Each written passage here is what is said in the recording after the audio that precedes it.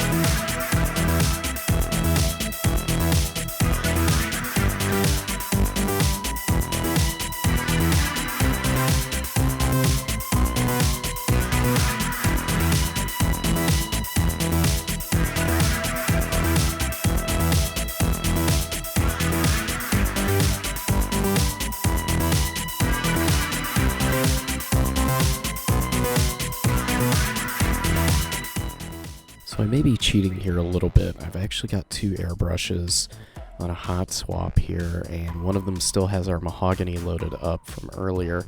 So I'm going back in at this point and adding in a bit of our shadow tone back over the yellow. You'll notice that the Averland Sunset kind of washes out some of the transition when it's placed over the mahogany. However, putting a little bit of mahogany right back in over the Averland Sunset in those shaded areas provides a nice creamy gradient. Take this real easy, take it real slow, hit the individual plates where they should be or where you think they should be, and don't be afraid to screw up. Like I said, I might be cheating here a little bit because I can always go back to my Averland Sunset and fix any mistakes still at this point pretty easily. That being said, don't be afraid to ever switch between two different paints and go back and forth a little bit. Just use a little bit of paint each time you load your cup. Doesn't take much. And for the final step in our yellow workup, we're going to include some golden yellow here from Acryl and run that through the airbrush and pull out some yellow over the Averland Sunset that we've put down already. So just kind of hit those areas where we're wanting to bring that up to kind of a hotter point. So we've got a nice kind of brown, red-brown kind of gradient into a very hot yellow. Now don't go too thick on this. You don't really want it totally solid here. We're just getting a bit of a gradient, and really when we go in later with the brush, we're going to add a little bit more yellow, so we actually do want it a little bit variated.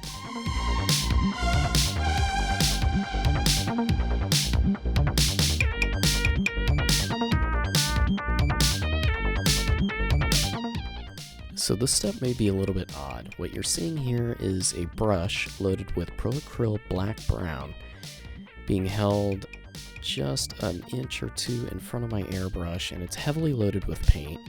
and I'm using the airbrush to blow splatter off of the loaded brush. So you'll notice dark brown, almost black spots appear over the armor. Obviously this is a little odd after airbrushing everything so smooth, but we're setting up some chipping and pitting for later steps that will bring out more. Alright, the next step that I'm going to take here on our Meganob is to add in the skin color for our orc. I'm going to go for a traditional green here, and I'm going to use Acryl Black Green, Vallejo Model Color Flat Green, Acryl Bright Yellow Green, and Emperor's Children Pink from Citadel to do so. We're going to build a basic skin gradient from black green, flat green into bright yellow green, just mixing in between, and then we'll hit the lips and some of the more reddish areas of the face, like the cheeks, with a little bit of that Emperor's Children mixed with the bright yellow green.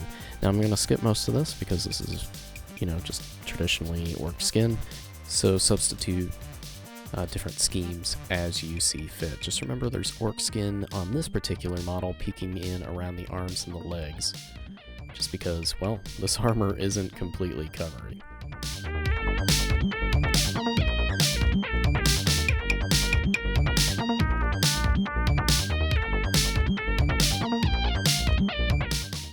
Alright, we're going to start working on the metallics here, starting off by breaking out some dark neutral gray, as well as some bright neutral gray, to work on things like the tubing, the ribbed hoses, as well as the claw, and a couple of other bits and bobs. So we're going to start off just by hitting everything with some dark neutral gray. Afterwards we'll use some of our Magimix all over the dark neutral gray, and then bring it back up with dark neutral gray again, and finish off with a little bit of bright neutral gray as we go along. These neutral grays are really useful for a number of things, including highlighting the armor and chipping later on, so we're going to have a little bit of those out on our palette at most times.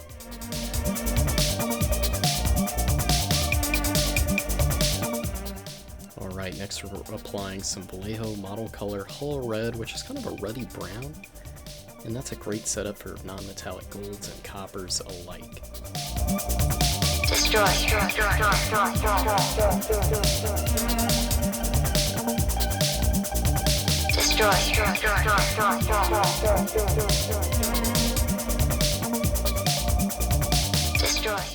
Before we move on to highlighting the grays for non-metallic steels and metals, we're going to use some of our Magimix to really knock down the dark neutral gray.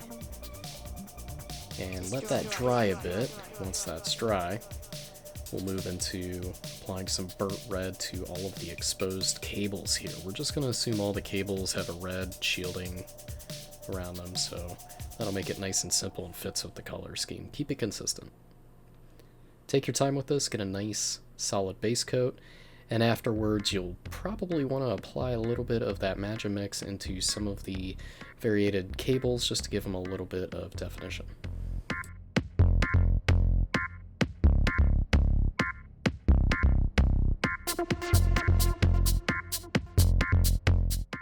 As far as the non-metallic steels go, on the actual power claw, I start playing around and adding a little bit of the dark neutral gray and start working that in. Really, I want most of the wear and tear on the claw when I get to it to be on the bladed section, and then we'll treat the rest as a dark metal.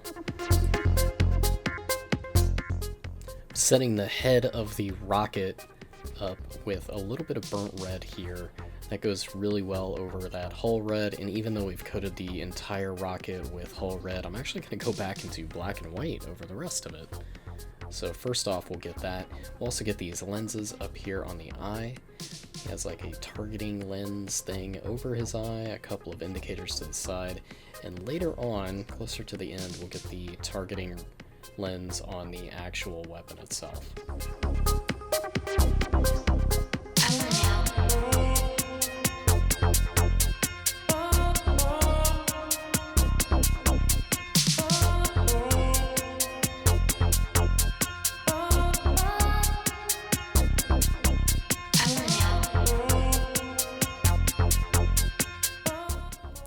We're going to do some very minor non-metallic copper here. We're going to use a mixture of our hull red and some orange by Acryl. And we're actually going to highlight that out with a little bit of that light neutral gray, and then later on in the shadows, just a quick wick of some matte black by the Army Painter. That'll come much, much later, that shadow part.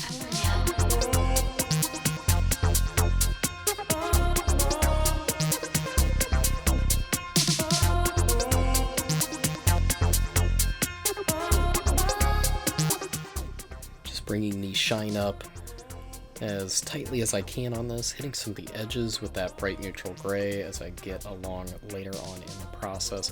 Really, it's about blending that orange and reddish brown together to really get that copper look. We're going to do that on both the heat shrouds on the weapon and the backpack.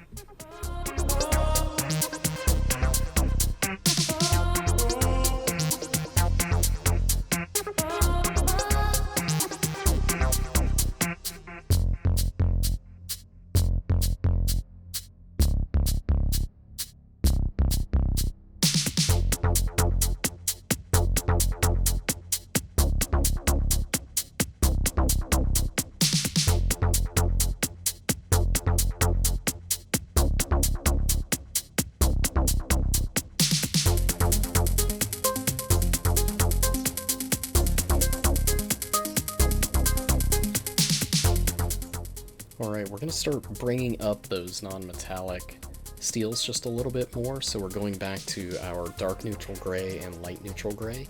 Go over it first with the dark neutral gray, and then bring it up with the bright neutral gray.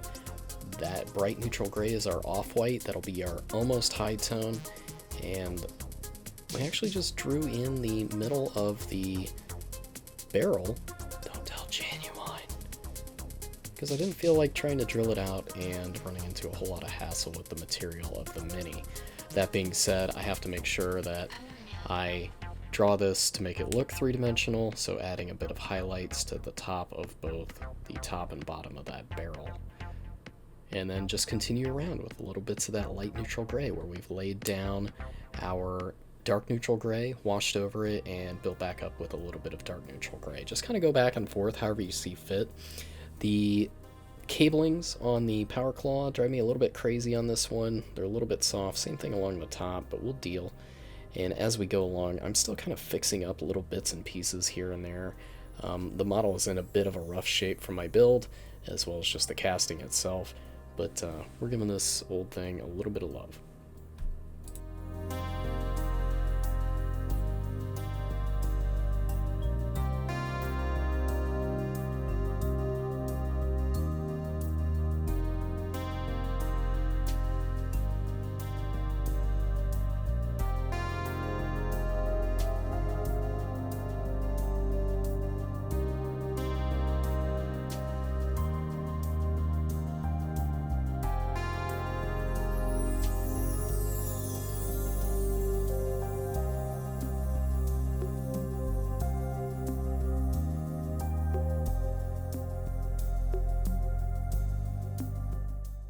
So I actually skipped showing off something. You'll notice that there's a little bit of Bad Moon iconography on his chest.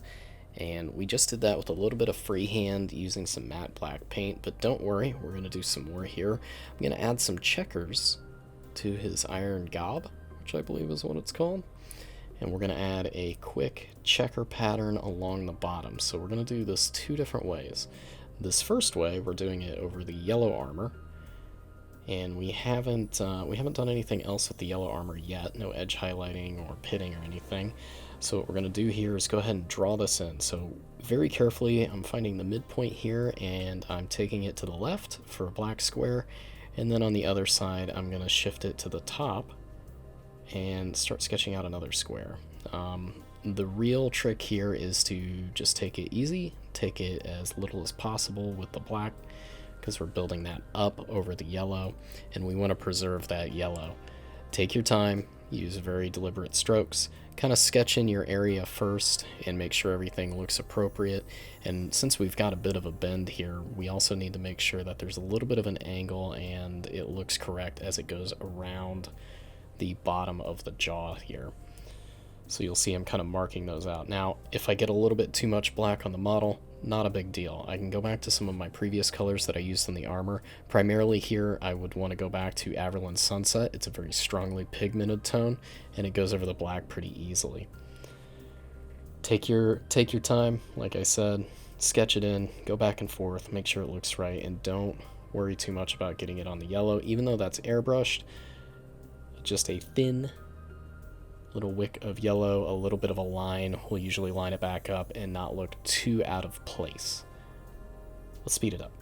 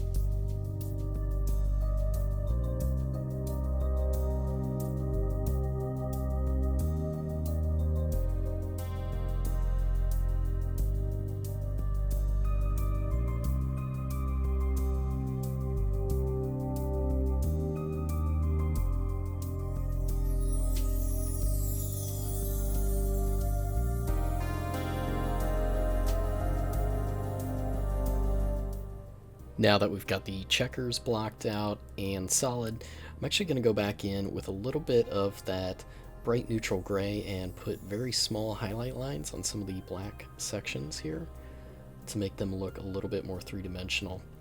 You can clean up a thick line with a little bit of that same black that we used to make sure that it looks nice and even and minimal. You don't want much here, and in fact you might actually want a little bit of an inconsistent line. A break in the line shows the suggestion of depth here.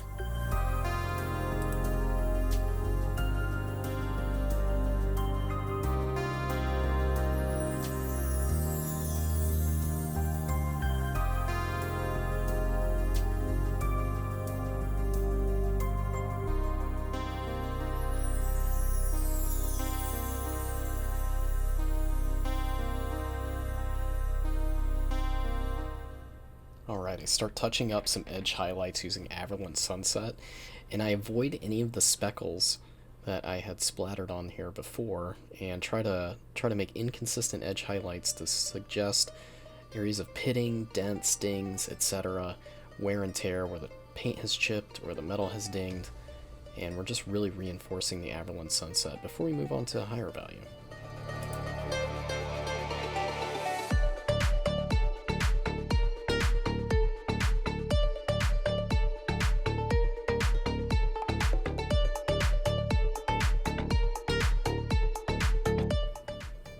Now I'm going back in at this point, and I'm going to hit that rocket with a little bit of black paint here on the back side. I'm going to aim for a checker pattern at the end of this along the body of the rocket using dark neutral gray and a little bit of that bright neutral gray. We'll show that later, but for now let's just block it in.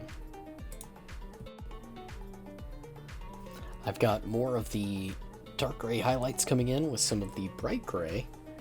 And we're just hitting point highlights here, mostly the suggestion of light or wear and tear here. Remember, the direction of your brush stroke on certain round objects can give it a bit of a texture and a look that looks unique to metallics. And just keep it light, keep it fresh, hit mostly the edges. You might want to put a little bit on the insides there. Yeah, just whatever looks right, and practice your non-metallics.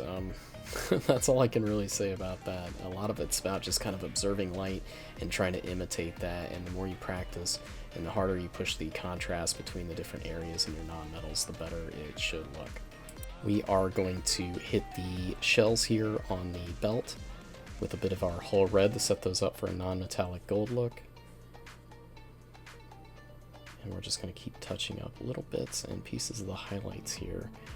The non-metallics are starting to look good. We've added a little bit of wear and tear directionally into the blade of the claw, and we're also just solidifying up a couple of base coats. There's a couple of bandages tied onto these cables. We've set them up with some dark neutral gray, and we'll get back to enhancing the reds later on in the paint scheme.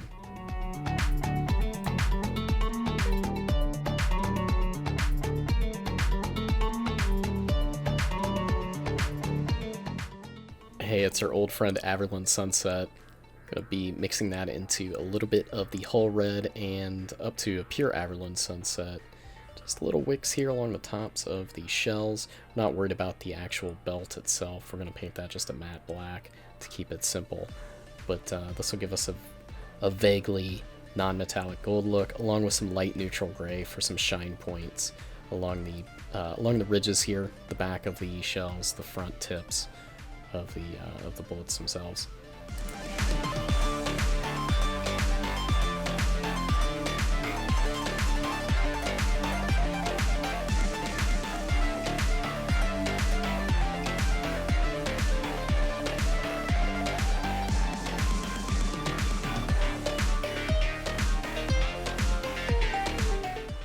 Alright, let's go back to doing some freehand here. We're going to do those checkers over black. So we're doing black and white, but we're really going for more of a dark gray here. We don't really want it super poppy, super white. We want it kind of neutral anyway in the overall scheme of things. So on each of the 4 sections surrounding the rocket, that's how I'm dividing it in my head, I figure I'll have enough space to do 4 checker boxes.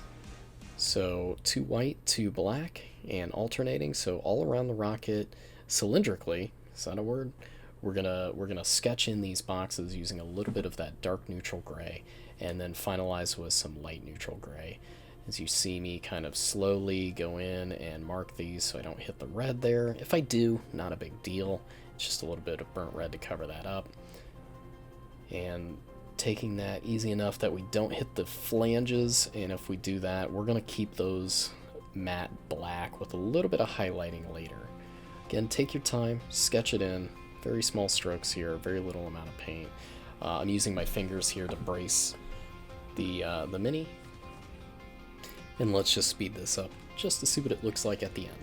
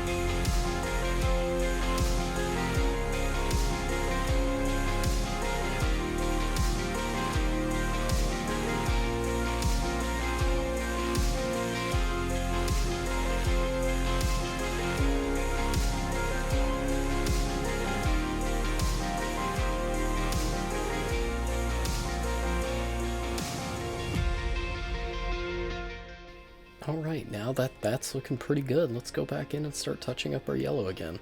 There's still a few spots here. I want to hit some edge highlights here, and you'll notice that, again, I'm trying to avoid those spots where I've got pitting and scratches. And we're just going to go in and solidify those up real quick.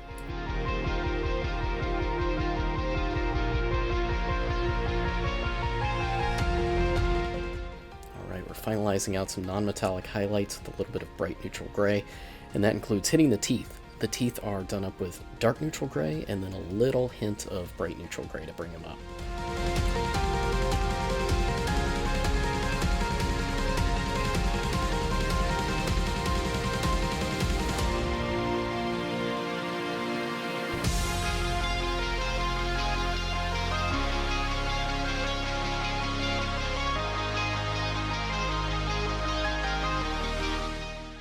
We'll add a few more highlights to the non-metallic grays around our mini as well here.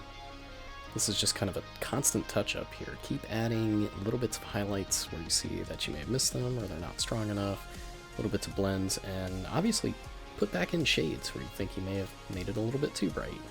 Use a little bit of brown and black here, or both, a mixture of both. And afterwards we'll start enhancing the pitting and weathering. So that splatter effect that we applied to our orc earlier, we're actually going to go in and enhance that and give that some depth and volume here. What I'm going to do is use mixes of golden yellow and bright neutral gray here, and that will be on the bottom edge, or really whatever edge you want to show. Really the bottom edge gives it more of a sense that you're looking down at it and you're seeing that top little bit of paint chipped. Just bring that in along the bottom of each one of those little pips. So very small, very slow, very detailed. Doesn't take too much though. In fact, putting too much paint on is worse than putting on too little. So go in conservatively here, you can always work them up. If you put too much paint on, feel free to make the chip or the pitting a little bit bigger by adding in some dark brown or black, either or, and just taking it from there. So we're going to do this all over the orc, and this is going to be a constant process until we're done. This also does include hitting some of the edges with that bright neutral gray as a highlight tone for the edge highlighting that we've done in Averland Sunset so far, and remember to mix in some of that golden yellow to neutralize it a little bit. If you get a little bit of Averland Sunset or gray into an area where it's a little maybe too bright for it, feel free to mix in some of our whole brown or whole red that we mixed in earlier, because it is kind of a brown, and that will help it blend in. Alright, let's speed this up just a bit again as we keep going.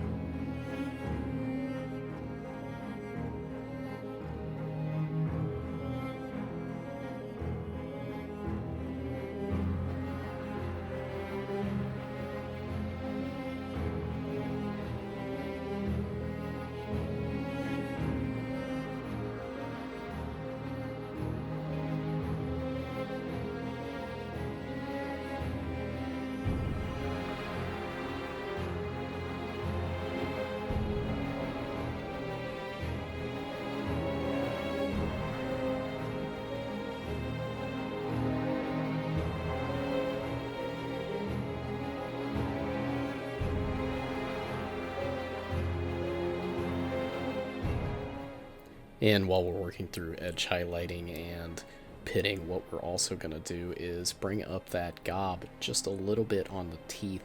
You can see I started hitting that with a little bit of a mix of that golden yellow and bright neutral gray again. We're also going to bring that in along the eye electronics up here.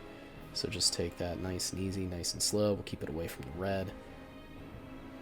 And just make a nice little viewfinder thingy, whatever it's called.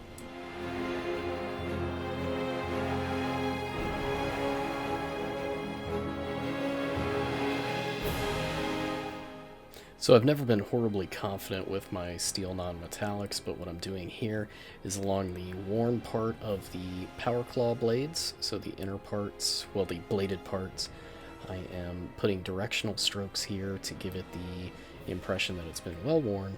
And we're going to blend those kind of down and back and forth, and then we'll do a bit of a gradient on the back side with a few shine marks, a few highlights, and some edging, and keep it fairly dark, like it's almost kind of like a dark iron sort of a look.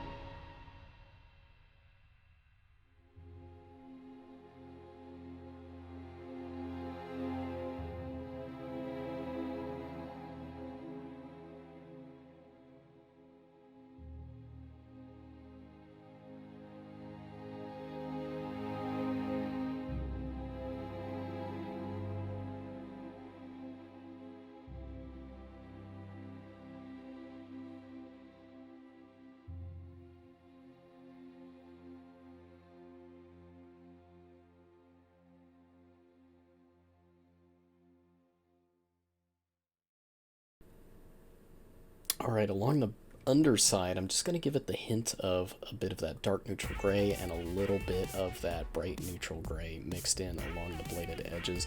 We're not going hard in here because, it's just not really all that visible or should be getting all that much light. Mostly the top and then the sides on the kind of backhand area.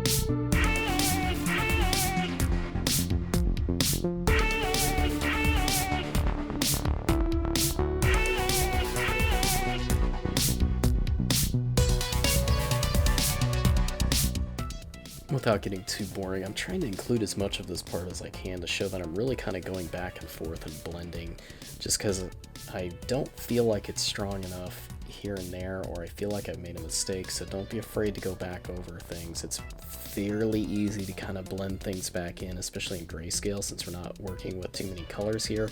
We're using black and we're using two different grays.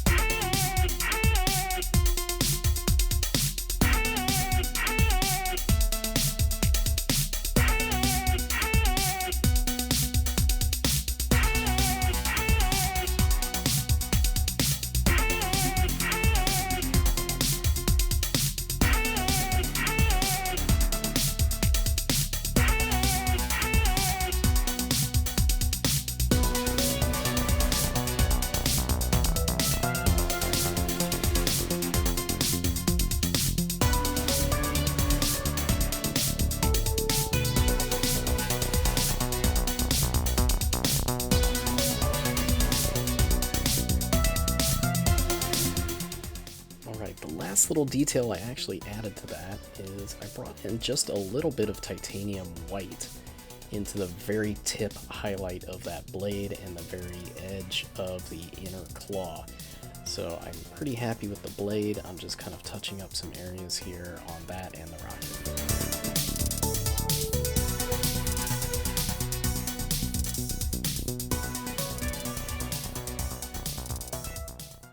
Alright, now that we're closing in, I'm getting out some of our bold Pyrrole red, and where the red cabling is more visible, I am building that up just slightly. We don't need to go too deep on this.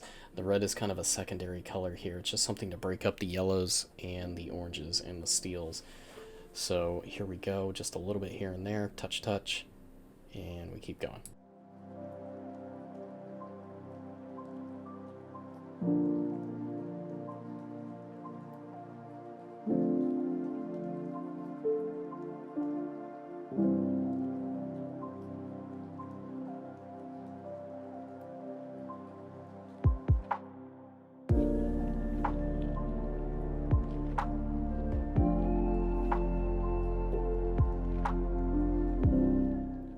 Don't forget to get a little extra red on the top of that rocket as well, and just kind of avoid it on the bottom.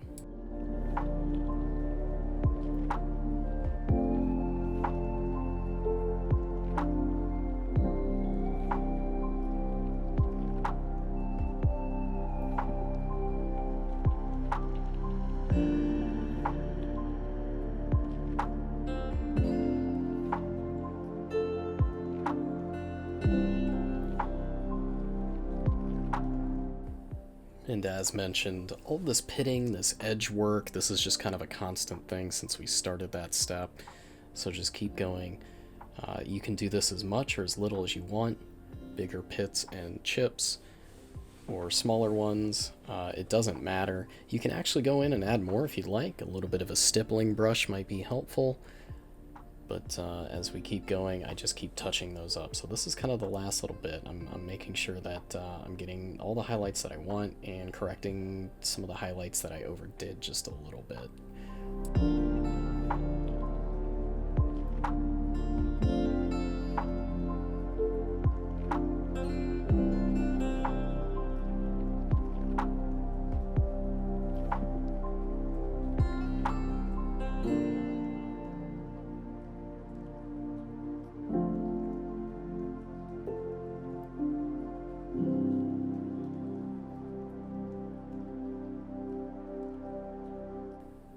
Alright, and I think I'm at a point where I'm pretty happy with how my orc is looking. So, all we need to do now is create a base for it, and pin and attach it to the base, and give it a bit of a clear coat. So, without much further ado, here we go. I used a preformed base from Secret Weapon Miniatures, and did a quick paint job on that, attached it, and gave it a bit of a flat clear coat. And there we go. We've got ourselves a Bad Moons Mega Armored Knob. So, thank you so much for joining me. Hopefully this helps out, and I will be back again next week. Check me out on Twitch, catch me on Patreon, and all that good stuff. Until then, paint some minis.